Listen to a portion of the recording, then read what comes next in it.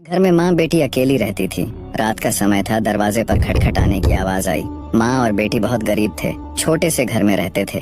बेटी ने दरवाजा खोला तो वहाँ पर कोई नहीं था, लेकिन नीचे एक चिट्ठी पड़ी हुई थी।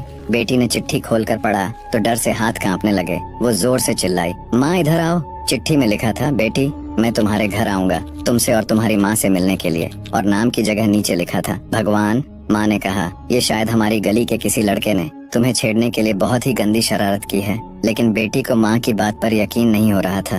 बेटी बोली, माँ पता नहीं क्यों मुझे यह सच लग रहा है। जैसे तैसे माँ को मनाकर बेटी और माँ दोनों भगवान के स्वागत की तैयारी में लग गए। घर भले ही छोटा सा था, लेकिन दिल बहुत अमीर था। घर पर एक चटाई मेहमानों के लिए थी, निकाल कर बिछा दी, और रसोई घर में जाकर देखा तो खाने का एक दाना नहीं था। बेटी और माँ दोनों गहरी सोच में पड़ गए कि यदि सच में भगवान आ गए तो खाने में कुछ नहीं दे पाएंगे। आगे पीछे का कुछ नहीं सोचा, और बचत के जो 300 रुपए बेटी के पास थे, पैसे लेकर वे दोनों छाता और कंबल लेकर किराने की दुकान के लिए निकल पड़े। बारिश होने वाली थी और ठंड भी बहुत ज्यादा थी। एक पैकेट दूध और एक मिठाई का डिब्बा, कुल 200 रुपए की चीजें खरीद कर वापस लौट आए, क्योंकि उन्हें लगा शायद भगवान घर पर पहुंच गए होंगे। घर से थोड़ी दूर पहुंची तो देखा कि जोर से बारिश शुरू हो गई और सड़क किनारे एक पति पत्नी खड़े थे। ऑटो पास से गुजरा तो लड़की ने देखा उनके हाथ में छोटा बच्चा रो रहा था। स्थिति कुछ ठीक नहीं लग रही थी। ऑटो घर के दरवाजे पर पहुंचा। माँ ऑटो से उतरी ही थी कि बेटी से रहा नहीं गया।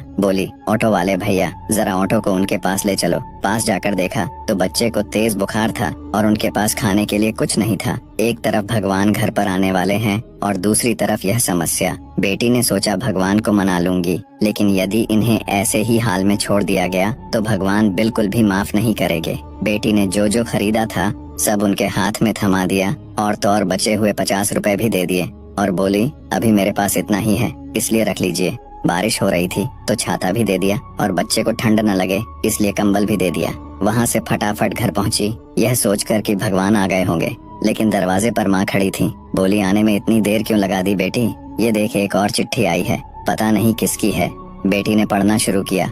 उसमें लिखा था, बेटी आज तुमसे मिलकर बहुत खुशी हुई। पहले से दुबली हो गई हो, लेकिन आज भी उतनी ही सुंदर हो। मिठाई बहुत अच्छी थी और तुम्हारे दिए हुए कंबल से बहुत आराम मिला। छाता देने के लिए धन्यवाद बेटी, अगली बार मिलते ही लौटा दूंगा। बेटी के तो होश उड़ गए। निशब्द होकर पीछे मुड़कर सड़क किनारे देखा तो वहाँ कोई नहीं था। चिट्ठी में आगे लिखा था, इधर उधर मत ढूंढो मुझे, मैं तो कण कण में हूँ। जहाँ पवित्र सोच हो मैं हर उस मन में हूँ। यदि कोई जरूरतमंद दिखे तो मैं उस हर जरूरतमंद में हूँ। बेटी जोर से रो पड़ी और रोते रोते माँ को सब बताया। दोनों बहुत ही भावुक हो गए और पूरी रात सो नहीं पाए। दोस्तों, अब आप सभी से एक प्रश्न है, ये बेटी सच में गरीब थी क्या? जरा सोचिए और अपने दिल से इस सवाल का जवाब दीजिएगा, क्योंकि व्यक्ति मरने के बाद अपने साथ पैसे नहीं बल्कि कर्म लेकर जाता है, और जरूरी नहीं कि हर पैसे वाला व्यक्ति अच्छे कर्म लेकर जा रहा हो। इसीलिए कोशिश करें कि पैसों से अमीर हो या ना हो, लेकिन कर्मों से अमीर जरूर बने। जय श्री राधे।